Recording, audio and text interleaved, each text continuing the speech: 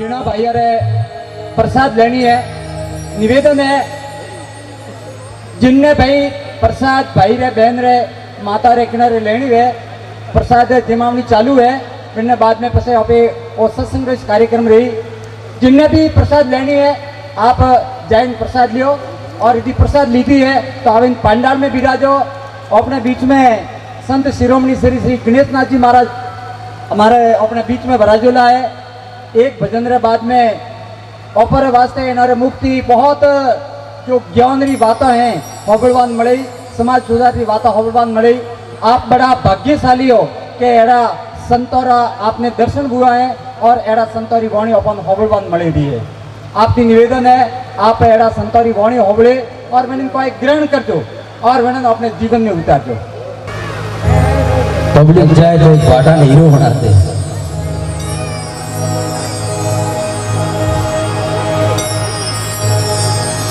ये पहला मारा साहिब संतो सृष्टि उपावी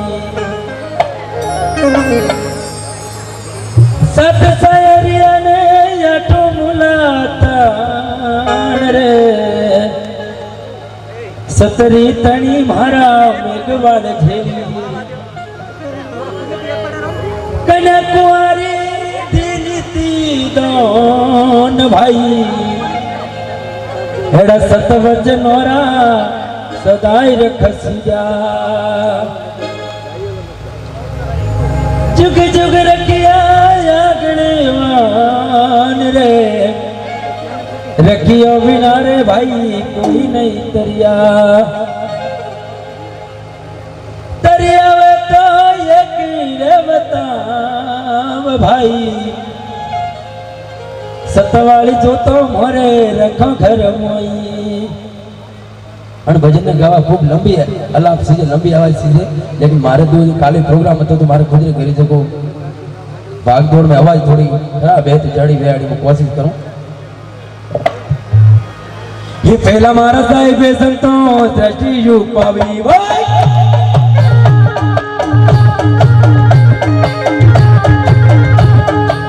पहला मारा साहिब संतो दृष्टि यू पावी भाई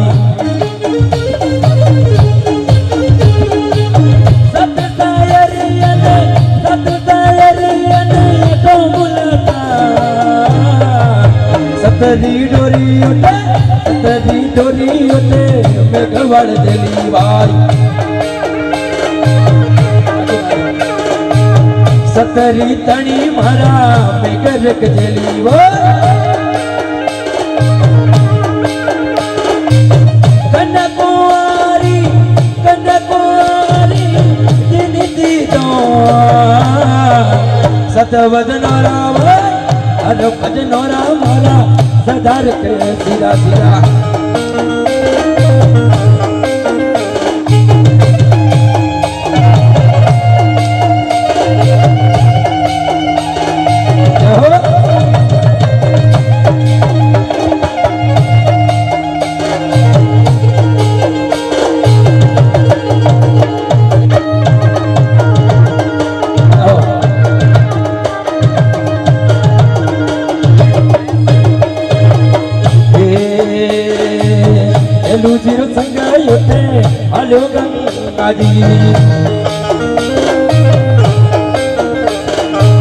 तेलू जीरो संगत तो हालो गंगा जी तको दीनो रे मारा तको दीनो रे तेरुई ना समार ओनारी चूड़िए गंगा बुझा बड़ावी भाई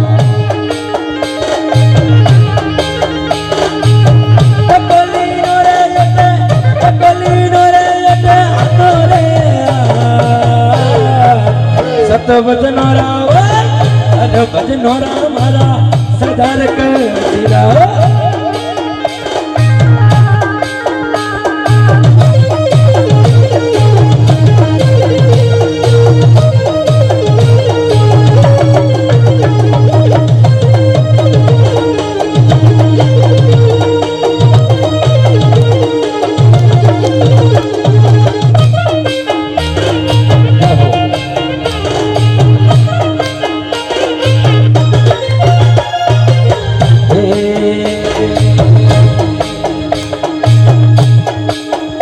दिल्ली मेरे तो ये नरसिदा भाई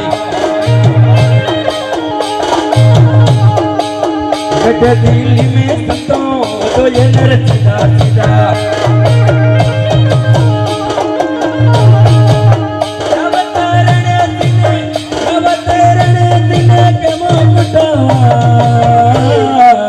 कसीरे जाइनवा कसीरे जाइने संतों करवत जिलावाल कसीरे जाइने बता करवत जिलावाल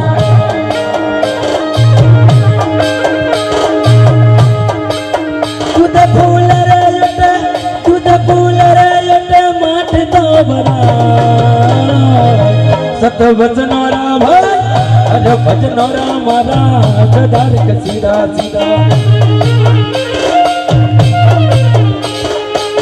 बीजा सीधा रे तो एक तो बता सत वचनोरा भाई अरे भजनोरा मारा गदार सीधा सीधा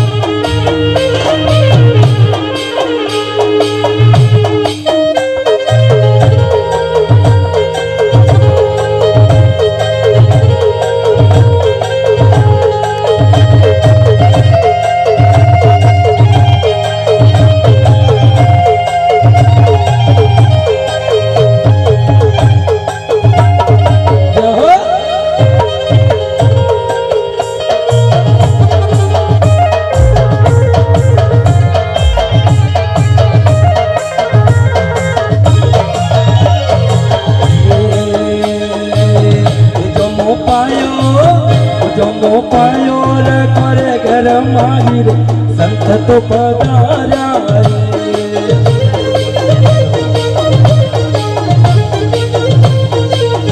जो पायो रे करे घर माहिर संत तो पधारा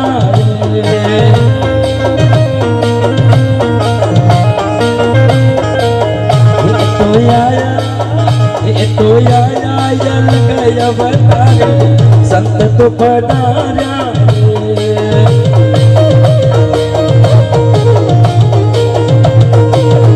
जो पायो रे करे गरम रे संत तो पधारा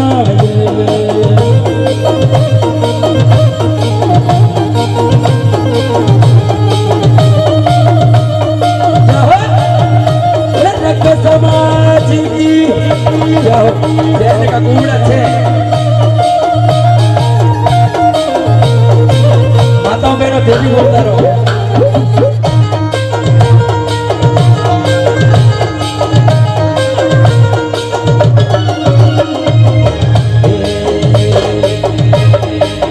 एवन करम में वो मलत सीधा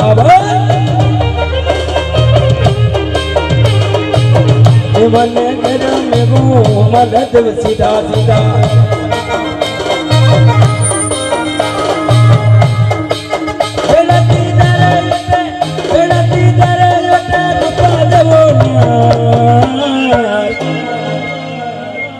उनारी ताली एक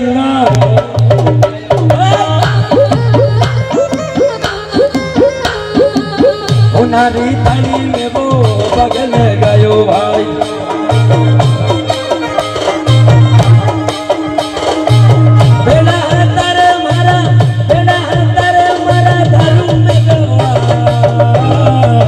सतवत नोरा भाई सतवत नोरा मारा पधार सीधा सीधा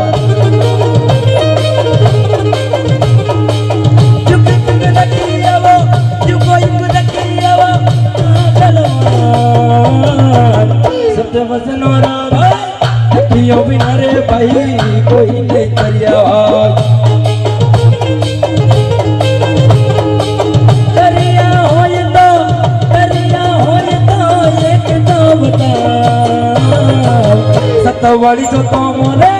सतवाड़ी जो तो मोरे रखो कर माई भाई थोड़ा इसी सुनी सा जाऊंगा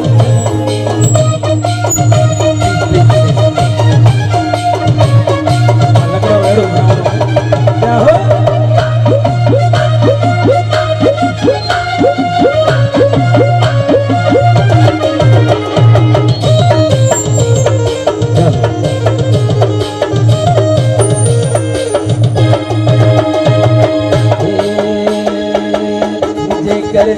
बर्बाद वो जहाँ मैं तुम नहीं गुरुदेव मेरे कहे मुझे कोई नहीं कि मुझे कर सके बर्बाद ये जहाँ मैं तुम नहीं संविधान मेरे कहे मुझे कोई गम नहीं संविधान मेरे कहे मुझे कोई गम नहीं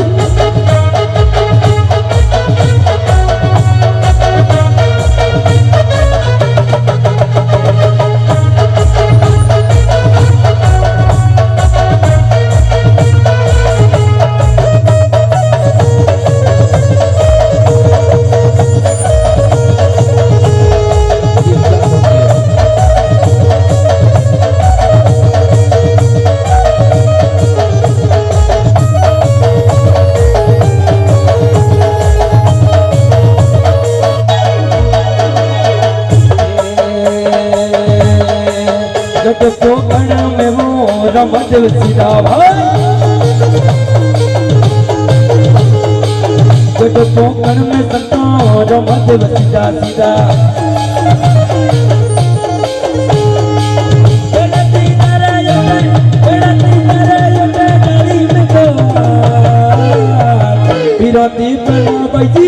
पिरती पहला पैसी परत पड़ा भाई पिरती पहला भाई परत पड़ा भाई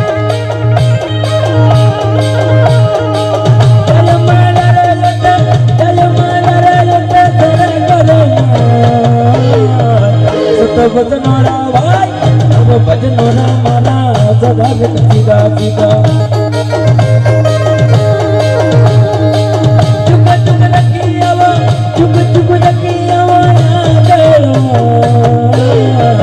रखियो बिना रे सकता कोई नहीं तरिया भाई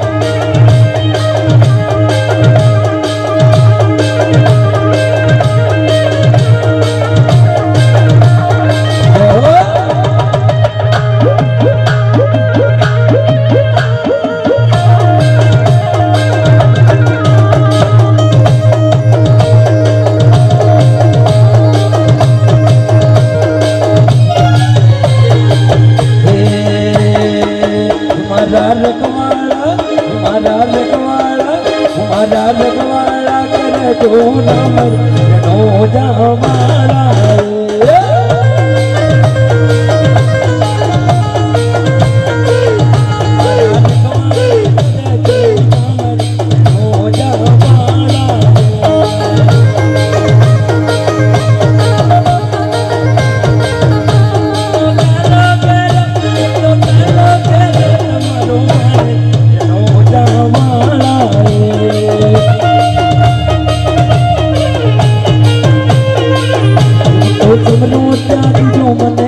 रामदेव मारा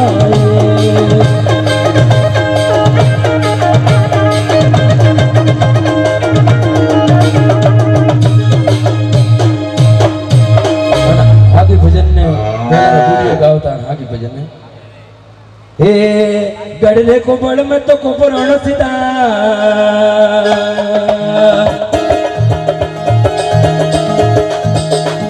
हम बेड़ा सीधा तो मन में गवा गड़ले को बड़ में वो को पुराण सीता अरे बेड़ा सीधा तो मन में गवा हम भक्ति न पीछे तो मन गिरे दिनो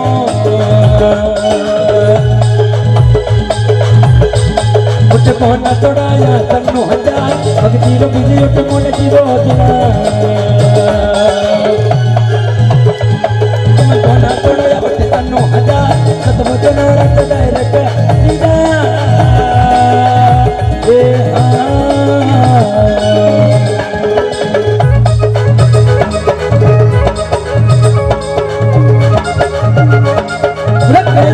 महाराज की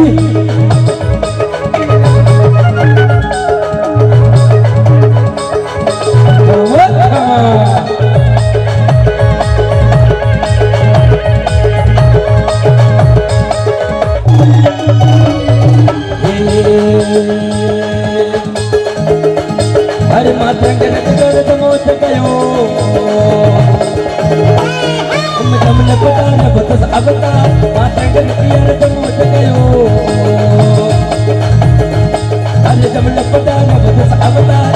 कर थोड़ी मोनो में कवाड़ा बोला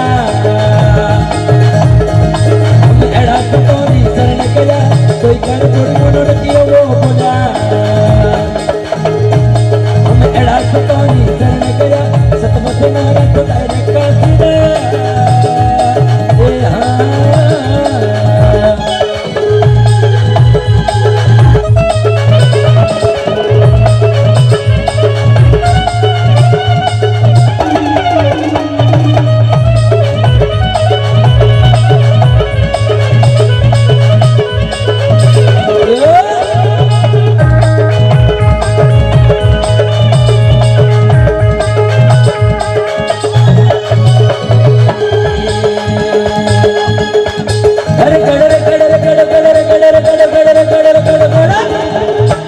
हम कड़ो नटब मारी कड़िया नाटबे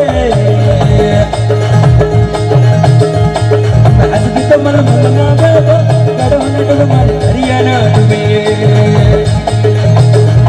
हस भी तो मन मना बेबो कड़े करंगड़े पोनी तो खड़गा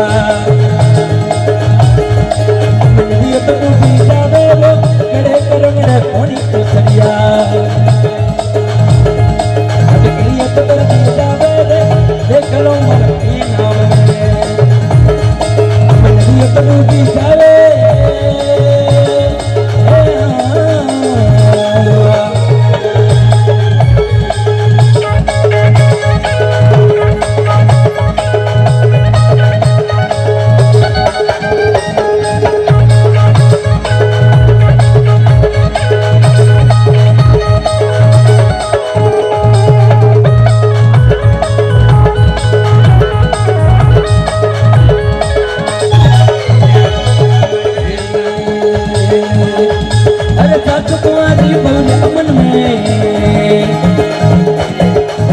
हुआ भड़कावे वो साच तुम्हारी बहुरे अमन में अरे नंद हुआ भड़कावे वो देखण बड़िए पुत्र जलमियो पाड़ो तो नहीं लगावे रे देखण वाली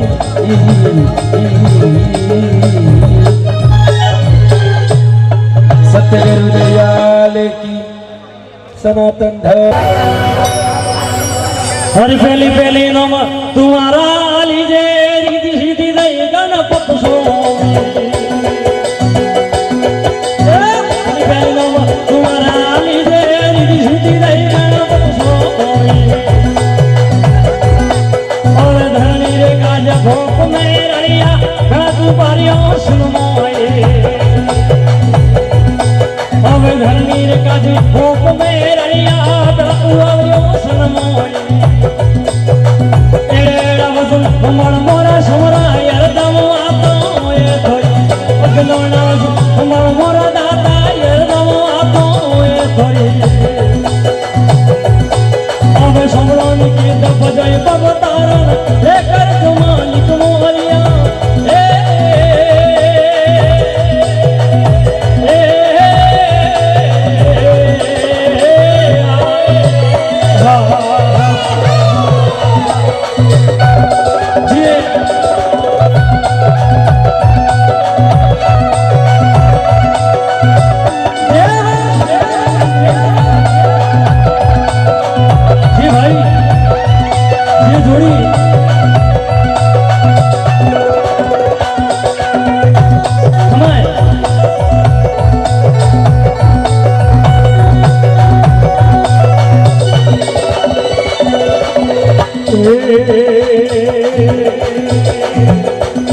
अरे जदे अजमल जी अता मोजिया जदे माल कर भजन अरे जदे अजमल जी अता मोजिया जदे माल कर भजन कियो करणीर काज कसम घर आया अबेर जे अवतार दियो करणीर काज कसम घर आया अबेर जे अवतार दियो एड़ा मन मोरा दाता यार दम आतो ए थोड़ी भैया अगलोना मन मोरा शवरा यार दम आतो ए थोड़ी अब शवन की भजय बवतारण एक कर मालिक मोई रे ए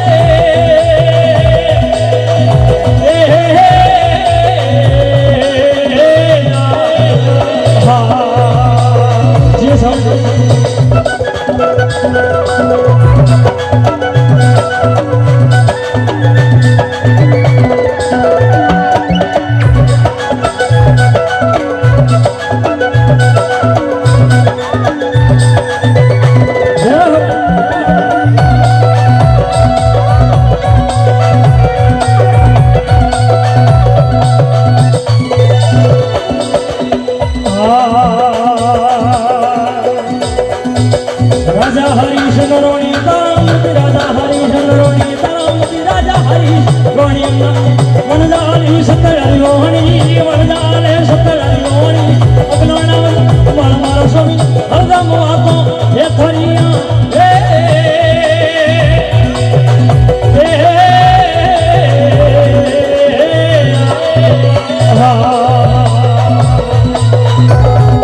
जी भाई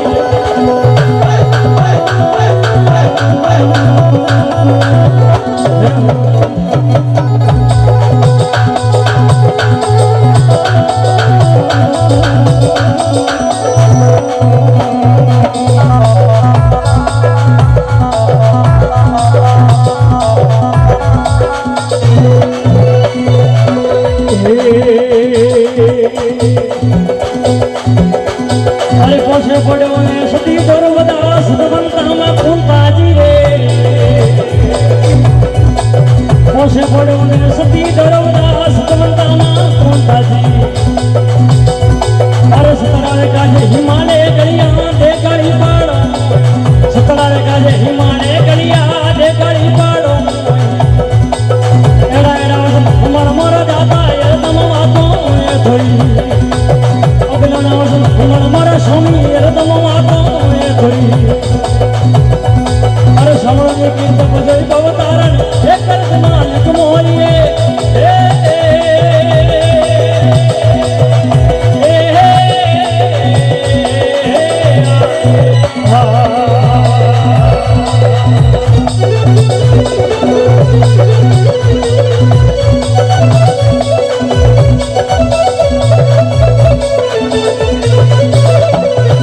जी भाई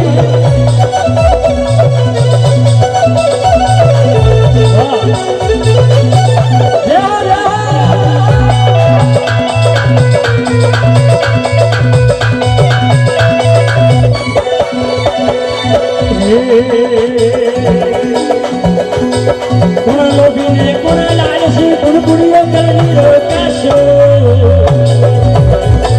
कुण लोभी ने कुण कुड़ियों करनी रोकाशो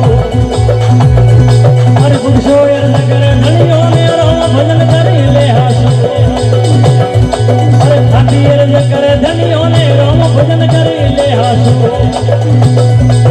एड़ा एड़ा वसन हमार मोरा दाता यार तम आतो ये थोड़ी अगला वसन हमार मोरा दाता ये तम आतो ये थोड़ी सोमन में की बजई को बतार एक मालिक मोरी रे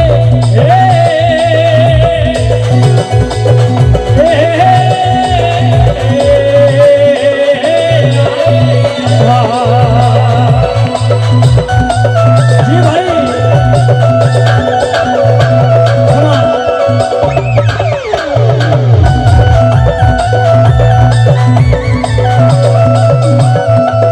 अरे अरे अरे अरे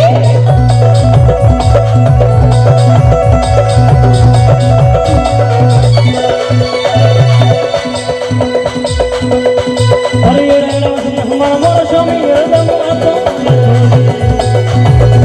भाई अरे अरे हमारा मोरा दाता हरदम आतो ये थोड़ी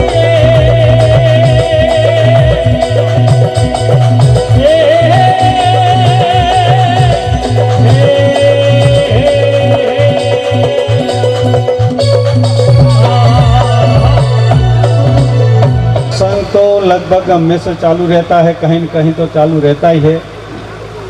आज यहाँ है तो कल और जगह होगा और कोई दूसरी जगह चालू तो रहता ही है। रखियों के अंदर सत्संग तो बहुत ठेठ हजारों पेटियों से चालू होता है। तो आज जो सत्संग हो रहा है उसके अंदर आप इतने तल्लीन से अनुशासन में बैठकर आप सुन रहे हैं। बहुत बहुत धन्यवाद है आप लोगों को, क्यों आप अनुशासित लोग हैं, सत्संग प्रेमी लोग हैं, ताकि आपकी जो लगन सत्संग के ऊपर लगी है ताकि आप अच्छी तरह सुन रहे हैं। तो जो सत्संग किसको कहे जाते हैं? सत्य का साथ करना और झूठ का साथ छोड़ना, उनको सत्संग कहा जाता है। सत्य को ढूंढकर पकड़ना है और झूठ किया है उनको जानकर छोड़ना है, उनको ही सत्संग कहते हैं। तो अपने हजारों साल से, हजारों पीढ़ियों से सत्संग करते आए हैं। तो कोई कोई संत महात्माओं ने सत्य को जाना है, उनको पकड़ा है और अपने हजारों महात्मा सिद्ध भी हो गए हैं। संत महात्मा भक्तजन के आगे सिद्ध हुए हैं। उन्होंने सत्य को जाना और उनको पकड़ा, और आपको भी उन्होंने बताया है कि भाई आप सत्य को पकड़ो और झूठ को छोड़ो। सत्य ये है और झूठ ये है। ये सत्संग में आने से आपको पता चलता है। तो हजारों पीढ़ियों से, हजारों वर्षों से सत्संग कर रहे हैं, तो अभी तक अपने अंदर सत्य का जो सत्य है उनको अपन लोगों ने जाना है या नहीं जाना, ये आप अपने हिसाब से आप ही तय कर सकते हो। क्योंकि जो सत्संग की बात करने जाए तो संत महात्माओं ने पुकार कहा है कि जो भाई अपने नुकसान वाली चीजें उनको छोड़नी है और फायदे वाली चीजें उनको पकड़नी है। तो फायदे वाली चीज किसको क्या है और नुकसान वाली चीज क्या है, वो चीज सत्संग में जाने से, संत महात्माओं को भजन वाणी करने से उनमें से अपने को पता चलता है, सत्य को जान सकते हैं। तो भी जानते हुए अपने अनजान होकर असत्य को पकड़कर बैठे रहने से अपने कभी फायदा होने वाला नहीं है, उल्टा नुकसान ही होगा। अपने जानते हैं, सभी जानते हैं। क्यों नहीं जानते? जानते हैं, सभी जानते हैं कि सत्य क्या चीज है। वैसे संत महात्माओं ने अपने नशे पत्ते पर भी बात बताई है कि ये बीड़ी पीनी नुकसानदायक है, और बीड़ी के ऊपर लिखा भी जाता है बंडल के ऊपर के, सिगरेट के ऊपर भी ये हानिकारक, स्वास्थ्य के लिए हानिकारक है। तो ये तो अपने को पता है कि ये सत्य है। बीड़ी पिएंगे तो अपने अंदर नुकसान तो होगा ही, ये अपने को पता चल गया, तो भी अपने पीते हैं। तो कहां जाना? आपने सत्य जाना ही नहीं, वो झूठ को ही पकड़ कर बैठे हैं। खबर है, उनके ऊपर लिखा हुआ है कि उन्हें बीड़ी पीने से अपने कैंसर होता है, कि शरीर के अंदर नुकसान होता है, पैसों की बर्बादी होती है, तो भी अपने पीते रहते हैं। तो सत्संग में जाने से क्या फायदा हुआ? कुछ फायदा हुआ नहीं। संत महात्माओं ने नशे पत्ते से दूर रहने की बात की, और आप लोग बैठे बैठे नशे पत्ते करते रहोगे, तो सत्संग में जाने से और सत्संग करने से क्या फायदा? कुछ हुआ? कुछ नहीं हुआ। यही अपने अंदर दुविधा भरी पड़ी है। जानते हुए भी अनजान होकर अपने काम करते हैं, यही अपना नुकसानदायक है, यही अपना नुकसान कर रहा है। तो बुद्ध भगवान ने भी बात बताई है। बुद्ध भगवान ने 5 नियम बताए हैं, पंचशील उसको कहा जाता है। चोरी नहीं करनी, जारी नहीं करनी, जीव हत्या नहीं करनी, झूठ नहीं बोलना और नशे पत्ते से दूर रहना। ये 5 बात बताई है। चोरी, जो आप चोरी करोगे तो आपके लिए नुकसान ही नुकसान है, क्योंकि आपने चोरी की तो कल आपका जो है क्या, चोरी के लिए थाना आएगा, पग देखेगा, पग देखने के बाद में उनको पता चलेगा कि अमुक आदमी ने चोरी की है, उनको पकड़ेगा, पकड़कर थाने में ले जाएगा।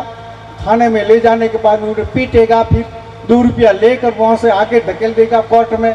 कोर्ट में वकील बैठे हैं, वकील बराबर आपके पास से पैसा खींचते रहेंगे, बाद में कोर्ट उनको आपको सजा सुनाएंगे, वो सजा भुगतनी पड़ेगी। तो चोर नहीं करने से कितना नुकसान हुआ ये आप जानते हैं। तो अभी जो करते हैं उनकी बात कर रहा हूं, आप नहीं करते, चोरी कोई नहीं करते हो, कोई करने वाले उनकी बात है। तो चोरी करने से नुकसान होता है, तो वो चीज अपने नहीं करनी। ये बुद्ध भगवान ने भी बताई है, संत महात्माओं ने भी बताया। संत महात्माओं ने 10 गुण अपने अंदर बताए, 10 अवगुण बताए हैं। 3 तन का, 3 मन का और 4 शब्द का, 4 ये 10 दोष अपने अंदर भरे पड़े, वो 10 दोष अपने निकाल दे अंदर से, तो सत्संग करने की जरूरत नहीं है, माला फेरने की जरूरत नहीं है। आप सत्संग जो सत्य का साथ, अपने आप सत्य के साथ जुड़ जाओगे। लेकिन ये अवगुण अपने अंदर भरा पड़ा है, निकलता नहीं, इसीलिए अपने असत में ही पड़े रहते हैं। और दूसरी बात है, जारी नहीं करनी। आप जो कहीं भी व्यभिचार करोगे तो भी ये थाना वाला आपके लिए तैयार है, वही की वही प्रक्रिया जो विधि क्रिया विधि है वो चालू करेंगे, पकड़ेंगे, ले जाएंगे, मारपीट करेंगे, पैसों की बर्बादी करेंगे, फिर आगे धकेल के फिर एंड में जाते आपको सजा होगी। तो जो ये चीज बड़े नुकसानदायक है उनसे दूर होंगे तो ही सत्संग में जाना सार्थक होगा। और जो चारी जीव हत्या, अहिंसा परमो धर्म, किसी भी प्राणी के किसी भी जीव की हत्या नहीं करनी, अहिंसा, हिंसा नहीं करनी है। अहिंसा ही परमो धर्म है, वही धर्म है। हिंसा अहिंसा है, वही धर्म है। आप जीव हत्या करोगे और फिर मैं तो माला फेरता हूँ, मैं भगवान का नाम लेता हूँ, तो मैं क्या काम की? कोई काम की नहीं, वो भी नहीं करना। और तीसरी बात बताई, चौथी बात बताई है झूठ नहीं बोलना। भाई एक बार आपने झूठ बोल लिया, आपने कोई ऐसा कर्म कर लिया और झूठ बोल लिया, तो वो झूठ, एक झूठ हजारों झूठ बोलाएगा, हजारों बार झूठ बोलना पड़ेगा, तो भी वो झूठ है, वो झूठ ही रहेगा। तो फिर क्यों झूठ बोलना पड़े? नहीं बोलना चाहिए। और पांचवी बात है, वो अपने लिए बहुत लाभदायक बात है। वो पांचवी बात क्या है कि किसी भी मादक पदार्थ का सेवन नहीं करना, किसी भी नशे पत्ते का सेवन नहीं करना, चाहे बीड़ी हो, गुटखा हो, बल हो, दारू हो, मांस हो, ये क्या कहते हैं, ये जाफरी है, बाबरी, ये सब जितने भी नशे पत्ते वाली चीज है उनका त्याग करना, ये अपने लिए बहुत उपयोगी चीज है। क्योंकि अपने ठेठ से हजारों साल से सत्संग करते आए तो भी अपने नशे पत्ते से दूर नहीं हुए, इसीलिए अपने पास में वो सत नहीं है, वो असत ही असत पकड़ के बैठे हैं। जो आपने जो ये नशे पत्ते से आप दूर चले गए होते, नशे पत्ते को त्याग दिया होता, तो आज अपना जो समाज है वो कभी गरीब हो ही नहीं सकता। क्योंकि अपना समाज बहुत मेहनती समाज है, बहुत धंधा करता है, बहुत मजदूरी करता है, बहुत रात दिन मेहनत करने वाला सख्त मजबूत समाज है। लेकिन उस रात दिन मेहनत करते हुए भी आपके पास में पैसे भी बहुत आते हैं, आप बिल्कुल गरीब नहीं है। आज दिन की मजदूरी करेंगे, एक व्यक्ति जाएगा मजदूरी पे 500 रुपया लाएगा, कारीगर होगा तो 1000 रुपया लाएगा, जो कर्मचारी होगा तो दिन का 2000-3000 पड़ता होगा। तो भी कोई कहते हैं कि हम तो गरीब है, हम तो मेघवाड़। अरे मेघवाड़ हुआ इसीलिए आप गरीब हो गए? मेहनत इतनी करते हैं तो भी गरीब क्यों? लेकिन क्या है कि अपने ने वो सत्य को जाना नहीं, असत्य में ही पड़े रहे। वो नशा पत्ता वाली चीज है न, वो गलत रास्ता वाली चीज है न, वो पकड़ ली है, इसीलिए अपने गरीब होते जा रहे। दिन भर मजदूरी करते हैं, रात दिन मजदूरी करते हैं, बहुत पैसे लाते हैं, और शाम के टाइम में आते क्या करते हैं? 500 रुपया लेकर आते हैं घर पे। और आपके रास्ते में एक मंदिर आता है, आप सभी जानते होंगे, उनसे अनजान नहीं होगा। वो मंदिर कौन सा मंदिर आता है? वो मंदिर एक तो उनके ऊपर घुमट नहीं होता, मंदिर के ऊपर बिना घुमट का होता है, और उसकी वो मंदिर के अंदर कोई जात की तस्वीर के मूर्ति नहीं होती है, बिना मूर्ति और तस्वीर बिना का ये मंदिर होता है। और आपके लिए छोटी मोटी ये बोतल सजाई पड़ी है, बोतला, ये मंदिर में कह रहा हूँ, वो दूसरा मंदिर नहीं कह रहा। फिर आप उल्टा ले लोगे कि नास्तिक आके मंदिर को नास्तिक करते नहीं, ये नास्तिक ने, आपने जो ठेके वाला मंदिर है, शराब वाला मंदिर है, उनकी मैं बात कर रहा हूँ। आप दिन भर मजदूरी करते हो, आपके पास में पैसे आते हो, और शाम के टाइम में हम तो थक गए हैं, क्या करें, चल नहीं सकते, चलो ये मंदिर में धोख लगा के जाकर धोख लगाते हैं और पी कर घर जाते हैं। पैसे थे 200, 300, 400 वहीं उड़ा दिया, और घर पर हाथ डुलाते हुए जाते हैं। घर जाकर बीवी बच्चों को परेशान करते, बीवी बच्चों को परेशान करते तो बीवी बच्चों को भी शांति से जीने नहीं देते, खाना पूर्ता देते नहीं, और खुद ही पूर्ता खाना खाते नहीं, क्योंकि बेहोश में होते हैं। ये से करते करते ये बीमार हो जाते, क्योंकि ज्यादा पीते पीते क्या शरीर का नाश हो जाता है। क्योंकि पैसों की तो बर्बादी हुई, लेकिन साथ में अपना शरीर का भी नुकसान ही नुकसान किया, शरीर के अंदर भी रोग प्राप्त हो गया। और रोग प्राप्त होने के बाद में क्या करते हैं कि घर वाले बेचारे क्या करें, जैसे तैसे करके घर में कुछ भी है, गहना हो, कोठा हो, बेच के फिर दवाखाने ले जाते हैं। दवाखाने ले जाने के बाद में फिर उनको सही करते हैं, भाई ये रोग के बीमार हुआ तो बीमारी को हटाते, फिर थोड़ी सी बीमारी मिट्टी के वही रास्ता पकड़ लेते हैं। उन्हें धीरे धीरे जो परिवार वालों को बिल्कुल बर्बाद करके गरीब करके वो आधी उम्र में चला जाता है। तो वो परिवार तो एकदम बिल्कुल गरीब हो गया। ये ऊपर उठ ही नहीं पाता, क्योंकि जितना भी घर में था वो तो जो पीने वाला व्यक्ति था वो पीकर वो घर में से सब साफ करके चला गया। अब क्या करे, जो उनके बच्चे बीबी और बच्चे रहे तो क्या करे, बच्चों को बड़ा करने के लिए, पालन करने के लिए मजदूरी करके बच्चों को बड़े करेंगे, तो ये आगे बढ़ा भी नहीं सकेंगे क्योंकि उनके पास में कुछ है नहीं, इसलिए गरीबाई को बढ़ावा दिया। तो ये चीज इतना नुकसान करती है, इतना नुकसान करती है नशे वाली चीज कि गरीब को ही बढ़ावा देती है। आप गरीब नहीं है लेकिन आप गरीब बनते जा रहे हैं। तो कृपा करके आप यहाँ सत्संग में आए हैं, तो आज ये तो पता चल गया कि भाई इस नशा जितना करेंगे वो नुकसानदायक चीज है, तो पता चल गया आप सभी को। तो आप यहाँ से जाओ तो ये सब बंद करके जाओ। कोई पीते तो नहीं होगे, कोई गलत रास्ता पकड़ते नहीं होगे। मुझे पता है कि आप सत्संग प्रेमी हो, यहाँ आए तो सत्संग को जानने के लिए आए हो, और सत्संग को लाभ लेने के लिए आए, कुछ न कुछ फायदा उठाने के लिए आए हो, तो बहुत बढ़िया है। तो आप यहाँ आए सत्संग में, तो आप जो ये नशे पत्ते करते तो नहीं होंगे, लेकिन क्या पता भूले चुके करते होंगे, तो भी आप कृपा करके यहाँ आए तो अपने मनोमन, या यहाँ रामापीर की तफसीर होगी कि बाबा साहब की होगी, बुद्ध भगवान की होगी, वहाँ जाकर मनोमन आप शपथ ले लो कि आज से मैं किसी भी प्रकार का नशा पता नहीं करूँगा, तो ही आपका ये सत्संग किया सार्थक होगा। नहीं तो हजारों पीढ़ियों से करते आए और करते रहोगे, लेकिन आपके अंदर ज्ञान कभी आने वाला नहीं है। जो ज्ञान आया होता तो नशे पत्ते कभी करते ही नहीं होते।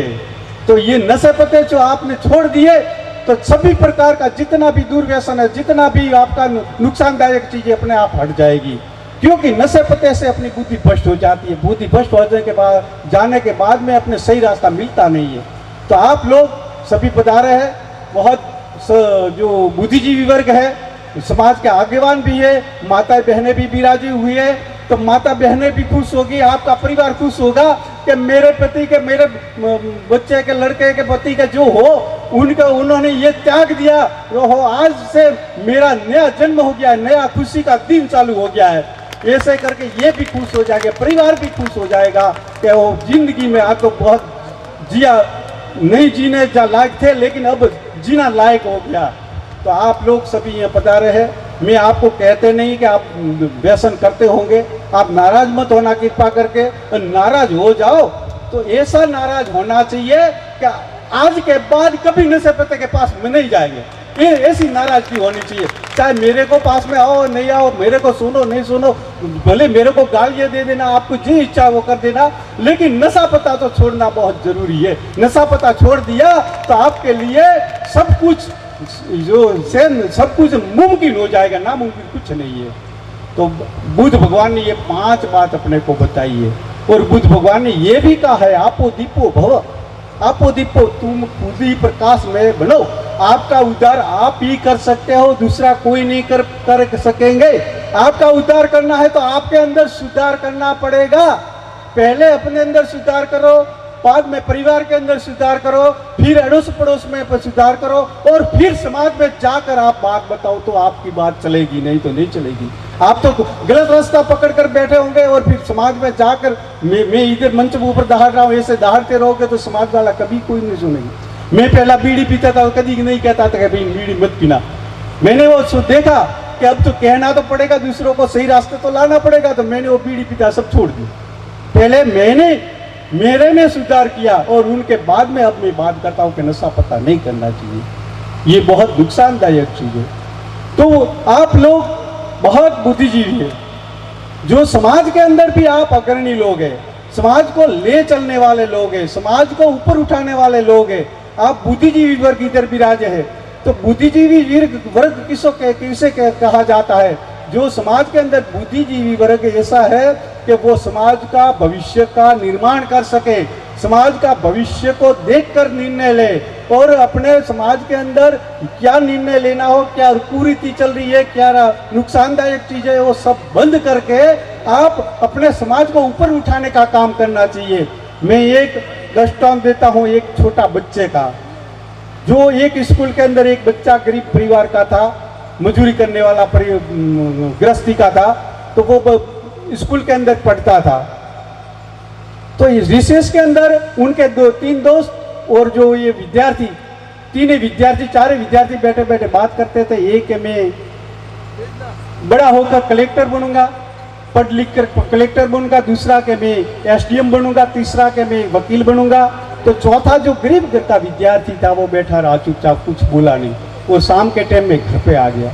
घर आने के बाद में उनके पिताजी मजदूरी करके घर आया, तब वो मायूस होकर, बिल्कुल निराश होकर एक साइड में बैठा था, वो बोला कुछ नहीं। तब उनके पिताजी ने कहा, बेटा मैं हमेशा घर आता हूँ तो तू दौड़ कर मेरे सामने आता हो, मेरे गले लगता है, पिताजी पिताजी करते सामने आता है ना, आप तो तू बोलता क्यों नहीं? स्कूल में तेरे को किसी ने पीटा है, तूने तेरे को डांटा है या क्या हुआ, लड़ाई झगड़ा हुआ, क्यों चुपचाप बैठा है? तब वो बच्चा कहता है कि कुछ नहीं हो पिताजी, तो मैं रिसेस के अंदर 4 मित्र बैठे थे, 3 दोस्त और मैं, तब आपस में बात करते थे। एक कहता था कि मैं पढ़ लिख कर बड़ा होकर कलेक्टर बनूंगा, दूसरा कहता था मैं एसडीएम बनूंगा, तीसरा कहता था मैं वकील बनूंगा। तो उनका पिताजी कहता है, बेटा तूने कुछ कहा या नहीं कहा? तो वो कहता है कि नहीं पिताजी मैं कुछ नहीं बोला। क्यों? तो मैंने क्या पूछा उनको कि कलेक्टर बनने वाले विद्यार्थी को पूछा, मेरे दोस्त को, तो वो कहता है मेरे पिताजी भी दोस्त कलेक्टर है। कि तेरे पिताजी क्या करते हैं? तो कि मेरे पिताजी भी कलेक्टर है। और दूसरे को पूछा एसडीएम बनने वाले को, तेरे पिताजी क्या करते हैं? तो मेरे पिताजी भी एसडीएम है। तीसरे को पूछा भी तेरे पिताजी क्या करते हैं? तो कि मेरे पिताजी वकील है। तो मैंने सोचा कि ये एक विद्यार्थी के पिताजी कलेक्टर है, तो वो कलेक्टर बनने का सपना से रहा है, सब कलेक्टर बनने की तैयारी कर रहा है। दूसरा का पिताजी एसडीएम है, तो वो एसडीएम बनने की तैयारी कर रहा है। तीसरे का पिताजी वकील है, तो वो भी वकील बनने की तैयारी कर रहा है। और मैंने सोचा कि मेरे पिताजी शराबी है, तो मैं मेरे पिताजी जाकर पूछूं कि मैं शराबी बनूं कि ना बनूं। तब वो पहला जो उनके पिताजी था, एक फटाक से बोला, नहीं नहीं बेटा ये शराबी कभी मत बनना, शराब के अंदर तो 7 प्रकार के पाप भरे पड़े हैं, शराबी कभी मत बनना। तो वो लड़का कहता, पिताजी आप तो डेली पी कर आते हो, डोलते थके आते हो और आकर परेशान करते हो, तो उसके अंदर कुछ नहीं कुछ तो गुण है, इसीलिए आप पीते होगे नहीं। तो मैं भी शराबी बड़ा होकर शराबी बनूंगा, ऐसे मेरे दोस्त को जाकर कहूँ या ना कहूँ, इसीलिए आपको पूछने के लिए आया हूँ। तो वो पिताजी कहता, नहीं नहीं बेटा ऐसा कभी मत करना, वो उसके अंदर तो अनेक प्रकार का गुण भरा पड़ा है, तो आप क्यों पीते हैं? वो आपस में बात करते। शाम के टाइम में वो खाना खाया नहीं, दोनों पछताते रहे। पिताजी भी सो गए, बच्चा भी सो गया। सुबह के टाइम में वो पिताजी जल्दी से उठा और उनको नींद नहीं आई, क्योंकि वो बच्चे की जो बात थी, वो बच्चे ने जो बात बताई वो उसके मगज के अंदर लग गई, दिमाग में लग गई। और सुबह में उठकर क्या किया, अपने इष्ट देव के पास में जाकर उनको हाथ जोड़ के और उनके बच्चे को जगाया, अरे बेटा उठ, अब तो दिन जग गया, उठ गया है, आप खड़े हो जाओ। वो बच्चे को पास में बुलाकर कहा, बेटा जाकर तेरे दोस्त को कह देना कि मैं बड़ा होकर कुछ नहीं बनूंगा, तो आपके बच्चों को पढ़ाने के लिए मैं गुरुजी तो जरूर बनूंगा ही बनूंगा। और आज से मैं किसी भी प्रकार का नशा पता नहीं करूंगा, आज से मैंने ये शपथ ले ली और कभी भी नहीं करूंगा। वो बच्चे की जो चोट थी, वो वचन की चोट ये उनके दिमाग में लगी, उन्होंने ये नशा पता करना बिल्कुल छोड़ दिया और बच्चे को पढ़ा लिखा कर मास्टर बनाया, गुरुजी बनाया। तो आप लोगों को मेरे कहने का मतलब यही है कि आप जो कोई भी नशा पता करते हो, घर के अंदर बीड़ी पीते हो के, तंबाकू खाते हो के, चलम पीते हो के, डोडा अमल पीते हो, तो आपके बच्चों को ये बात कभी मत सीखना, ये डोडे पोस्ट के बीड़ी लेना कभी मत भेजना कृपा करके। आप नहीं रही को तो अलग बात है, आप पीते रहो तो वो आपकी मर्जी है। मैं तो मना करता हूँ कि कोई नशा पता वाली चीज़ नहीं करनी चाहिए, तो भी करते रहो तो आपकी मर्जी है, लेकिन आपके बच्चों को कभी मत सिखाना कृपा करके। जो बच्चों को आपने सिखा दिया तो वो बच्चा बड़ा होकर वो भी गरीब बन जाएगा और तुम भी गरीब रहोगे, और वो बच्चा बड़े होकर कोई गलत अलग संगत में फंस गया तो वो बच्चे का भविष्य भी मिट जाएगा, और आपका जो है वो आशा सपना लेकर वो बच्चे को बड़े करते हैं कि बड़ा होकर मेरा सेवा करेगा, मेरे को अच्छी कर रखेगा, तो वो खुद ही गरीब होगा तो आपकी क्या सेवा करेगी? कर नहीं सकता है।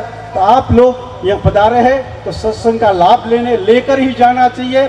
और जो सत्संग में आया हो और भजन जो आध्यात्मिक दृष्टि से जो आपने बात करनी है तो आध्यात्मिक दृष्टि से मैं वो बात बता दूं, एक ज़्यादा तो समय नहीं लूँगा क्योंकि ये सत्संग ये भजनों का ये अपने कई कलाकार लोग विराजे हैं, तो कलाकार लोग क्या भजन गाएंगे, अच्छी सी राग चलाएंगे तो आप लोगों को ऐसे अंदर वैराग जगेगा, वैराग जगे तो आप आए सब उड़ा दिए।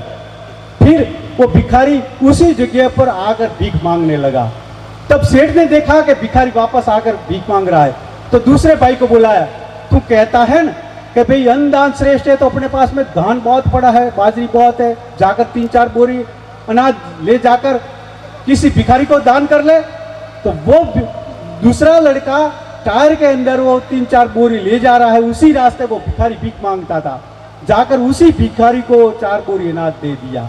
तो भिखारी ने फिर क्या किया, फिर जाकर वो अनाज बेच दिया, फिर वो नशे पत्ते में वो महफिल उड़ाई और 4-5 दिन के अंदर वो भी पूरा कर दिया। फिर भीख मांगने के लिए उसी जगह आ गया। तो सेठ ने फिर देखा, तीसरे भाई को बुलाया और कहा, तू कहता है गौदान श्रेष्ठ है, अपने पास में गाय माता तो बहुत बड़ी जो खड़ी है, एक ले जाकर किसी को दान कर ले। तो कि ठीक है, वो एक गाय माता को ले जाकर जाता है, उसी रास्ते पर वो भिखारी भीख मांग रहा है। वो भिखारी को जाकर गाय माता को दे दी तो उसने जाकर गाय को बेच दी और जो पैसे आए तो सब महफिल में उड़ा दिए, गलत रास्ते से उड़ा दिए। फिर सेठ ने देखा कि वो भिखारी भीख मांग रहा है, तीनों लड़कों को बुलाए और कहा चलो अपने घूमने जाए। तो कि ठीक है चलो। उसी रास्ते पर वो सेठ उन तीनों लड़कों को ले जा रहा है, वो भिखारी भीख मांगता था उसी रास्ते पर। तब वो भिखारी भीख मांगता देखकर बड़ा लड़का कहता है, मैंने आधा बीघा जमीन उस भिखारी के नाम करवाई थी, लेकिन ये तो भीख मांग रहा है। दूसरे भाई ने कहा, मैंने 4 बोरी अनाज उसको दिया था तो भी ये भीख मांग रहा है। तीसरा भाई ने कहा, एक गौ माता मैंने उसको भेंट की थी तो भी ये भीख मांग रहा है। जब वो सेठ कहता है कि न अन्नदान श्रेष्ठ है, न भूमिदान श्रेष्ठ है, न गौदान श्रेष्ठ है, मेरे कहने का मतलब मैं आपको समझाऊंगा, लेकिन ऐसा मत मानना कि दान नहीं करना, ऐसा भी मत मानना, दान तो करना है। आप भी मेरी बात को उल्टा अर्थ न कर दो। फिर वो सेठ कहता है, न अन्नदान श्रेष्ठ है, न भूमिदान श्रेष्ठ, न गौदान श्रेष्ठ में श्रेष्ठ शिक्षादान है, विद्यादान सबसे श्रेष्ठ है। क्योंकि उनके पास में, इस भिखारी के पास में विद्या नहीं थी, शिक्षा नहीं थी, उन्होंने पढ़ाई नहीं की थी, इसलिए उनको पता नहीं था कि आधा बीघा जमीन के अंदर तो अपने खेती करके आप पूरा परिवार का पालन पोषण करके धीरे धीरे आगे बढ़ सकता था। लेकिन उनके पास में ज्ञान नहीं था, उनकी संगत गलत थी, ये पढ़ा लिखा है नहीं, इसीलिए वो जमीन को बेचकर सब पैसे उड़ा दिए। उसी तरह अनाज भी बेचकर उन्होंने उड़ा दिया।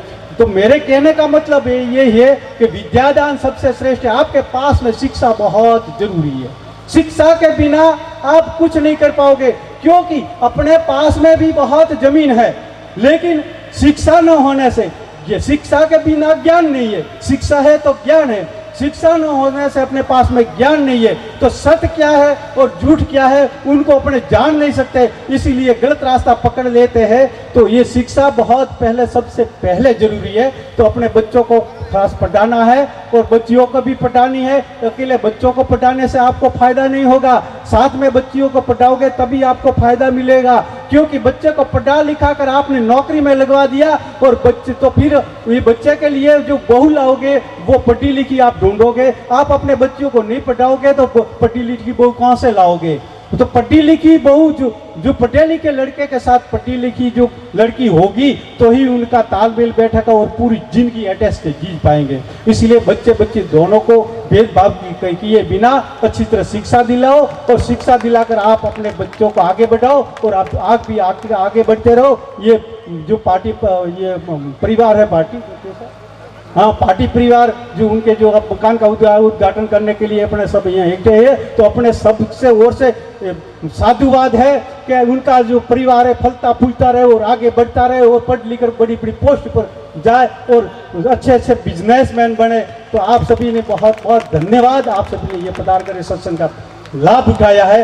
कृपा करके मेरी बात को ध्यान देकर आपके हृदय के अंदर धारण करना है तो ही उसका फायदा मिलेगा, नहीं तो कुछ मिलने वाला नहीं। मैं भी इधर बकता रहूंगा ना, आप सुनते रहे तो दूसरे कान का निकालते रहे, उनसे कोई फायदा नहीं, क्योंकि हजारों पीढ़ियों से ये करते आए। तो आप ये हजारों पीढ़ियों से बात अब छोड़ो, जगह वहां से अपने सवेरा मान लो। और आज से नशे पत्ते वाली चीज को युवा साथी युवा साथियों को खास कहना चाहता हूँ, जो युवा साथी जो अपना शरीर जो हुश पुश नहीं रखेंगे, अपना शरीर मजबूत नहीं रखेंगे और नशे पत्ते में पड़ेंगे और अपने शरीर से परवश हो गए, तो ये खुद का शरीर का कुछ नहीं कर पाएगा, खुद के परिवार का कुछ नहीं कर पाएगा, तो ये समाज का क्या भला करेगा, कुछ नहीं कर पाएगा। तो मैं कहना चाहता हूँ, जो भीम अनुयायी सभी कहते हैं जय भीम बोलते रहते, हम तो भीमवाद है, तो अरे भीमवाद आप कैसा था वो आप पहला जानो, भीम को पहला पढ़ो, पढ़ने के बाद जानो और समझो, उनके बाद में आप जय भीम का बाद की बात करो, जय भीम की बात करो। नहीं तो आप तो साधन क्या, तो जय भीम शाम के टाइम में जाकर नाले पर पड़े जो जय भीम कह दोगे तो भीम का नाम भी बदनाम करोगे। तो कृपा करके ऐसा मत करना कभी, क्योंकि शिक्षा शेरनी का दूध है, जो पिएगा वो दौड़ेगा, ज्योतिबा फूले ने कहा था। ज्योतिबा फूले और बुद्ध भगवान और जो कबीर जी, ये तीनों डॉक्टर भीमराव बाबा साहब का गुरु था, क्योंकि उनकी विचारधारा वो सही थी, इसीलिए उन्हें वे बाबा साहब बाद में जब 1891 में जन्मे थे और 1809 के अंदर ज्योतिबा फूले चले गए थे, लेकिन उनकी जो विचारधारा थी, वो किताबें थी भरी पड़ी थी, वो पढ़ी थी, बाबा बुद्ध भगवान की, कबीर जी की वो पढ़ी थी, इसीलिए उनको गुरु माना था। उन रास्ते पर बाबा साहब ने चलकर ये सब आपके लिए काम किया है। तो आप सभी को बहुत बहुत धन्यवाद, और जो मैंने कोई कड़वा शब्द किया हो तो भी माफ़ी चाहता हूँ, क्योंकि ये जो हमेशा सत्य कड़वा होता है, जो कड़वा कहने से ही अपने अंदर परिवर्तन आता है, क्योंकि जो कोई भी रोग लगा हो तो उनके लिए दवाई कड़वी होती है, मीठी नहीं होती। जो कड़वी दवाई देंगे तभी वो रोग कटेगा। तो अपने अंदर कोई रोग होगा तो मेरी ये कोई कड़वा वचन आ गया है तो ये रोग आपके अंदर है, उनको निकाल कर आप अपने बच्चों को और समाज को उत्थान के मार्ग ले जाए। बहुत बहुत धन्यवाद। जय भीम, जय भारत। बाबा रामदेव जी महाराज भजन शुरू करो। रामा समायाम जो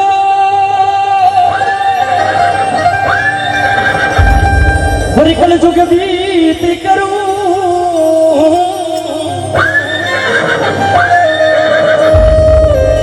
अरे अरे जी करूं जमाल धनिया बड़ जाऊं जरूर।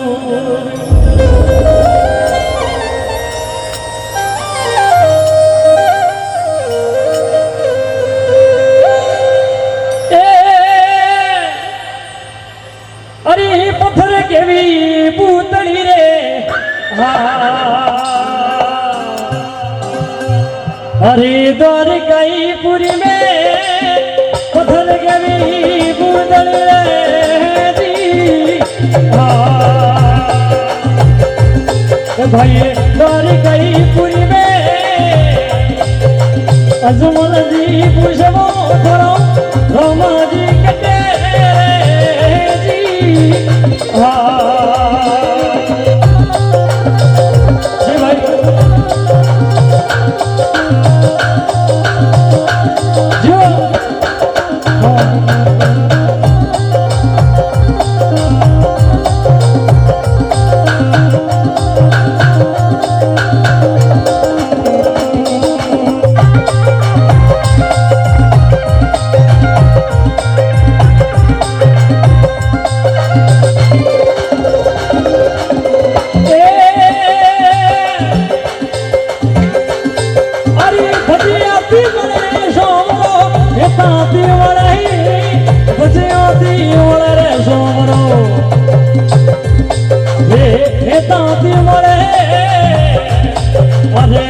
करो नाथ धनी देशों में मरे रे जी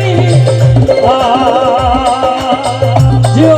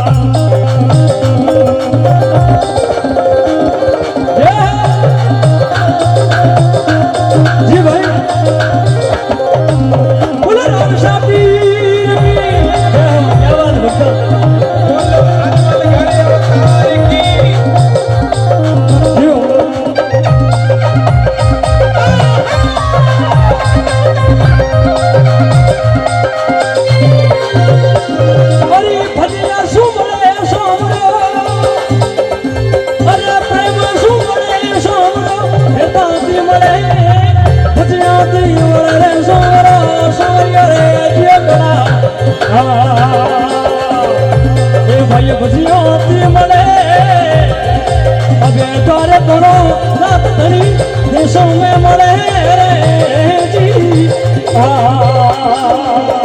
जी भाषा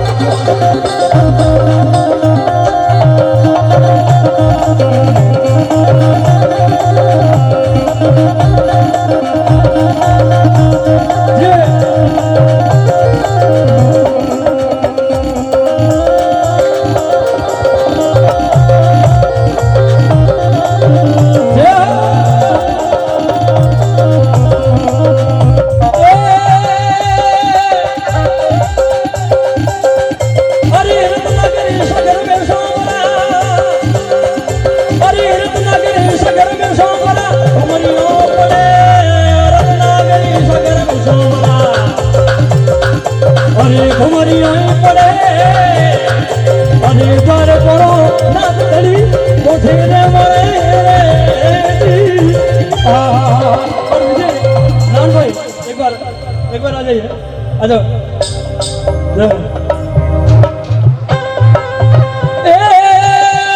अरे भैया बड़े सोमरा तो बड़े भैया बड़े सोमरा ये तो बड़े अरे तारे करो लत धरो देशों में मरे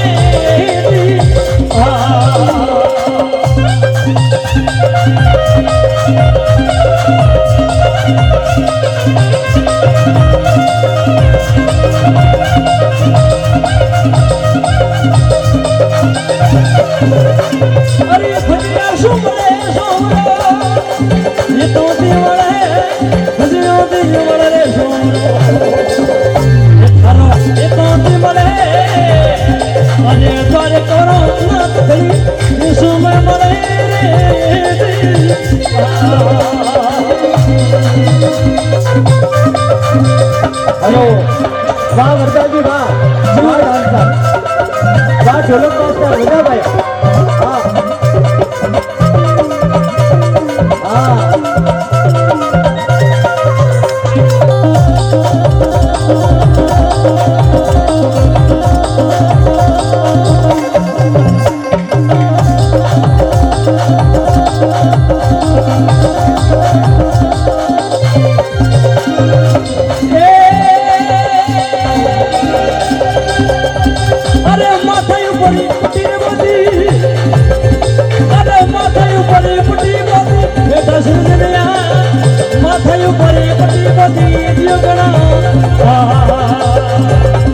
अरे बेटा अरे भोला भोला भगत मारे लाडू डोरी मारे